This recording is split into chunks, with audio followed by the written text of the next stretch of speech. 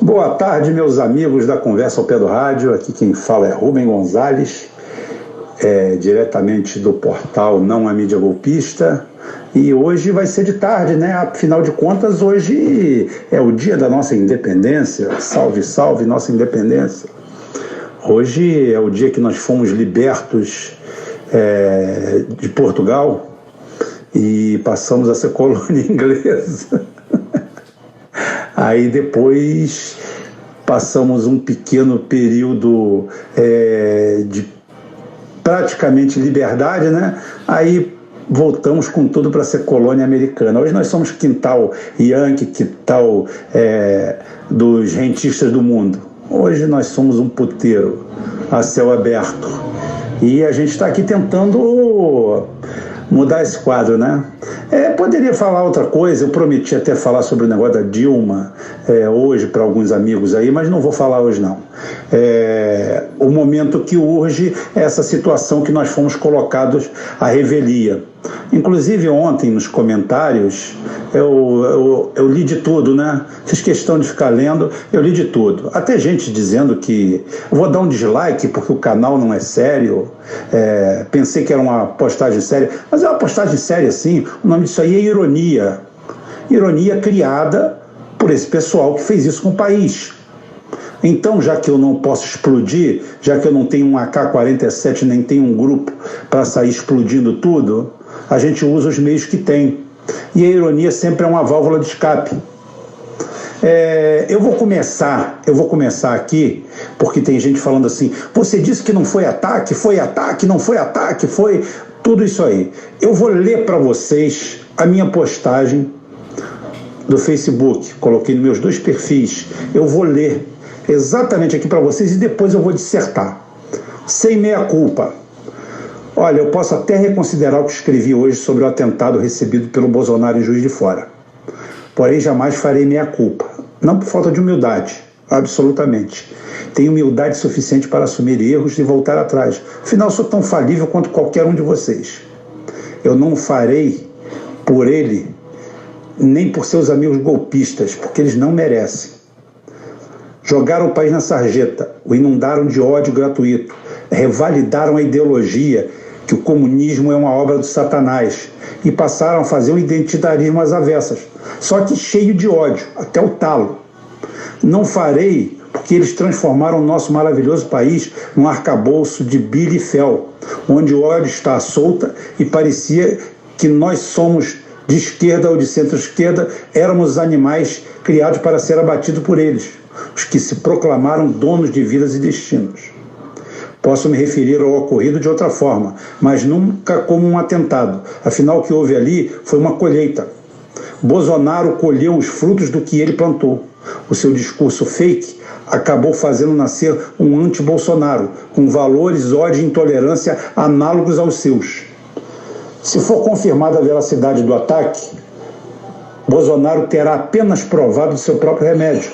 Terá sido apresentado da pior e mais dolorosa forma ao que um discurso de ódio pode se materializar à nossa frente.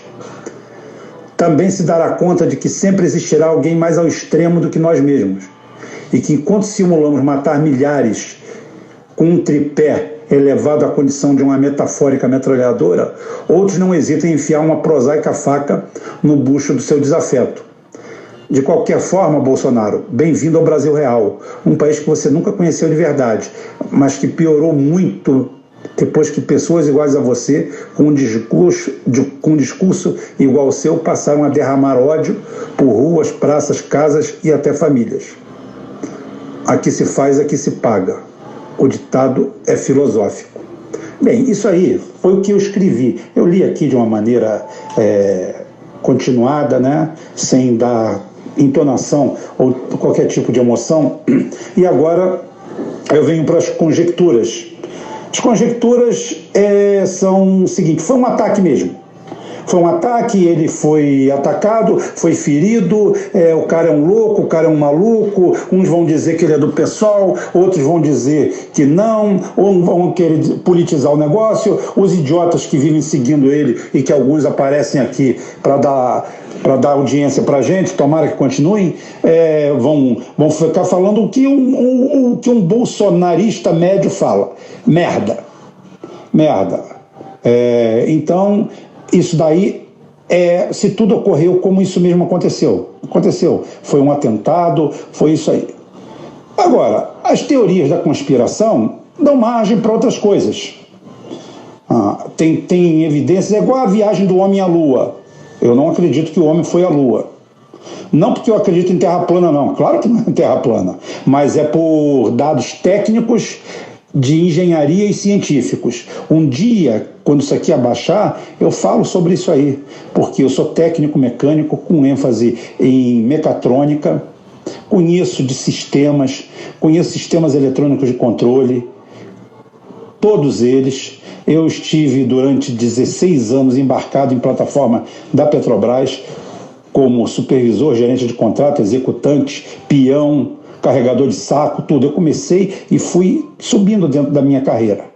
Então é o seguinte, eu tenho bastante propriedade para falar sobre o assunto. Inclusive, se tiver engenheiros aí, engenheiro mecânico, técnico da área, é legal, a gente bate um papo legal sobre isso aí. Uma boa. Tá? Mas as teorias da conspiração da não ida do homem à Lua são baseadas em perguntas que não têm resposta. Então é o seguinte, as perguntas que não têm resposta no fato de ser um ataque fake não há nenhum tipo de sangramento.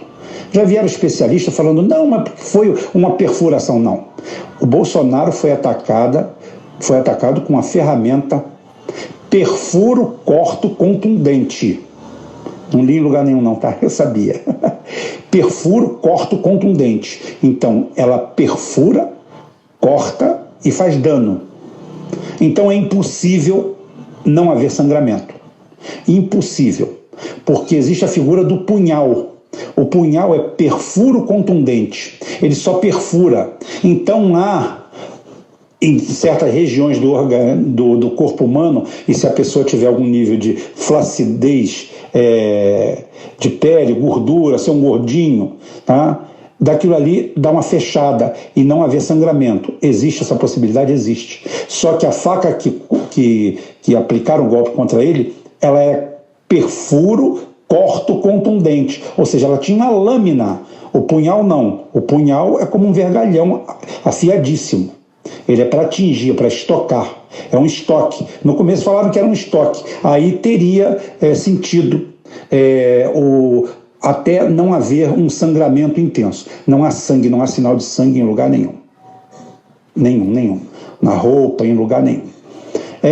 Outra coisa que causa espécie é que ele foi para um hospital onde tinha 4 especialistas em cirurgia gástrica, Porra, no Brasil tá bem, hein? O Brasil tá bem. Tinha 4 lá, tinha 3 anestesistas. Foram para lá por causa dele. Não, mentira, estavam lá. Era uma equipe de prontidão lá do mais alto nível. Isso dá o que pensar, tem que dar o que pensar. A cabeça da gente é feita para isso aí. São as desconfianças que nos levaram à evolução. Foi desconfiando que andando pelo chão a gente poderia ter segurança que o macaco desceu da árvore, se a gente for para a teoria da evolução de Darwin. Foi com desconfiança, foi desconfiando de tudo que foi falado para a gente que a gente foi evoluindo. A verdade absoluta dizia, na Idade Média, que as doenças eram males, eram moléstias espirituais, eram pragas divinas. Você imagina se ninguém questionasse isso? Se ninguém falasse isso aí, não tem sentido não, hein? Peraí, deixa eu correr atrás aqui. E foi assim.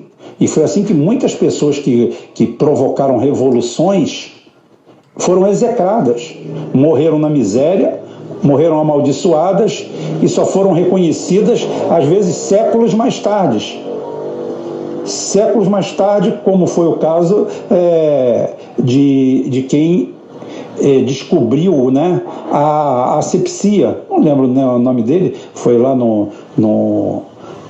na Faculdade de Medicina lá de Viena, que ele chegou à conclusão que eram micro-organismos que causavam as patologias.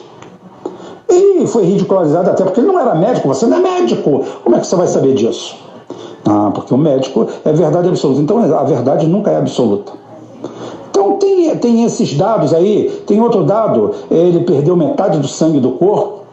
E 4 horas depois de operado, ele foi feita uma incisão chamada céu aberto, abertura do abdômen, tá? Onde foi atacado o problema.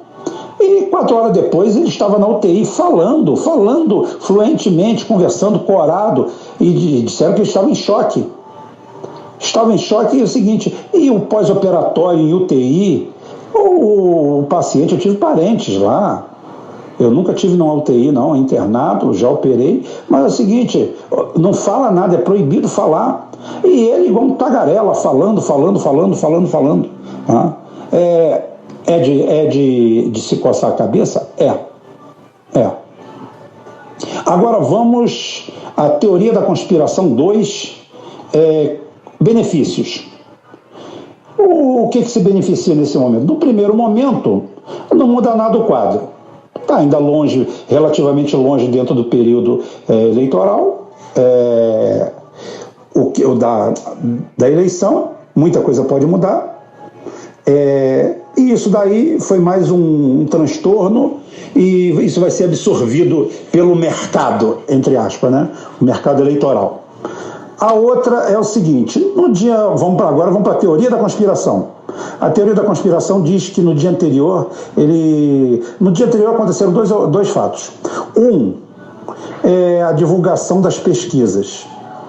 E as pesquisas foram unânimes num ponto. Só existia um derrotado na eleição. O único que não ganharia a eleição era Bolsonaro. Mas Rubem, como é que você fala isso? Se ele era o líder de todas as pesquisas, ele é o líder da pesquisa com mais do dobro dos votos do segundo colocado, ou quase o dobro, por causa disso.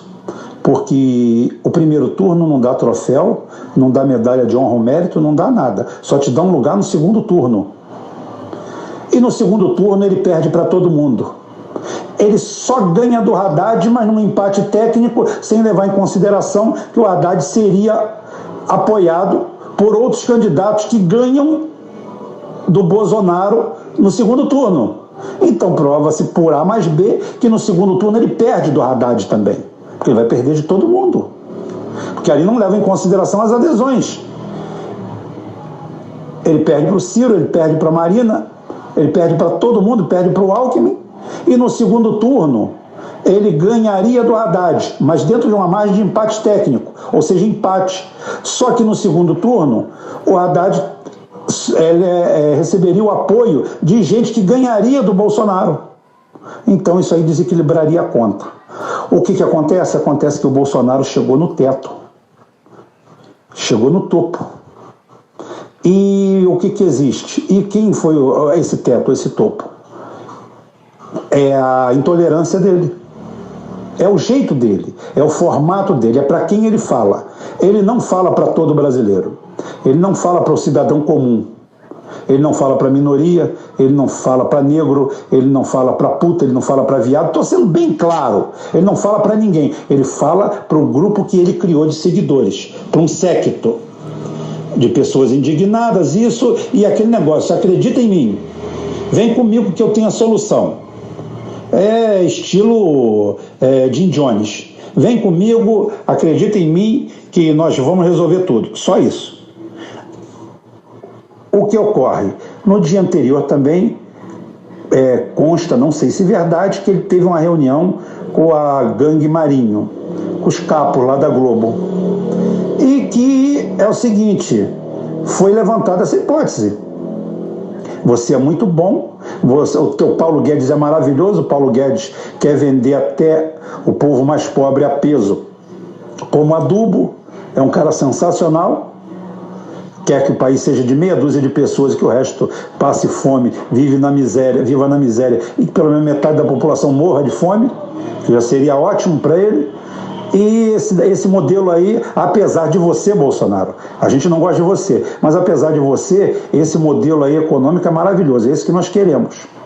Agora você tem um teto, você tem uma bolha. Como é que a gente vai te reinventar? Isso é uma teoria da conspiração, uma projeção do que pode acontecer se aquilo ali foi fake. Quanto a dizer que tem médico que atestou, isso aí para mim não é nada. Conspirações são conspirações, o negócio é pesado. Agora ele está no Sírio-Libanês, é claro, ele pode ter entrado lá, feito a incisão e agora ele vai chegar lá, porque não foi um tiro, não foi um projétil de arma de fogo. PAF deixa uma marca conhecida. O perfuro corto contundente, quando você opera, você mata todas as evidências do que houve atrás, porque você tem que limpar o trajeto. Tá? Você tem que limpar o trajeto certinho. E não há resquício de chumbo, de pólvora, de nada, não tem como comprovar. É uma coisa limpa. Saiu dali, pronto. Aí é o seguinte, o que a gente precisa fazer? Fazer você virar bonzinho. Virar um ursinho carinhoso. Porra, mas como é que você faz isso nesse... Isso é uma teoria, gente. A gente cria uma comoção. A gente cria uma comoção e a gente rompe violência com um choque de violência.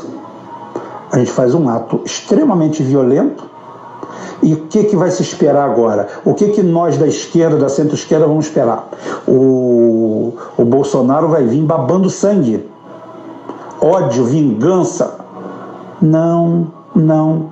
Ele vai vir conciliador, calminho, amigo, fraterno. Ele vai inventar o Bolsonaro ursinho carinhoso. Se o Bolsonaro voltar ursinho carinhoso, é a teoria da conspiração. É golpe, é armação. Se ele voltar pedindo vamos arrebentar, vamos fazer, aí sim, esse é o Bolsonaro de verdade. Esse daí é fiel a ele mesmo. Se ele voltar puto, esses filhos da puta, esses comunistas tentaram me matar, se ele vir com aquele discursozinho de ódio que ele faz, esse daí é o Bolsonaro, foi atentado mesmo. Agora, se ele vir com um discursinho conciliador, de amor, de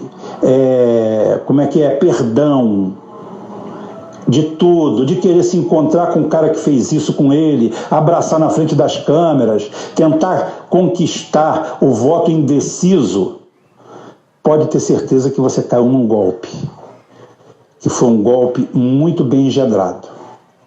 Então nós temos essas duas teses, essas duas saídas. As minhas análises são frias. Eu posso usar de ironia, eu posso não agradar todo mundo. Jesus Cristo não agradou todo mundo. Eu cansei de tomar porrada porque não agradava a minha mãe. Meu pai não, porque meu pai nunca me bateu, meu pai era tranquilo. Mas minha mãe metia o chinelo, metia pregada. Às vezes eu ficava esperando meu pai voltar da rua, voltar do trabalho para entrar dentro de casa, para ele entrar como advogado, né? Porque senão o pau ia cantar.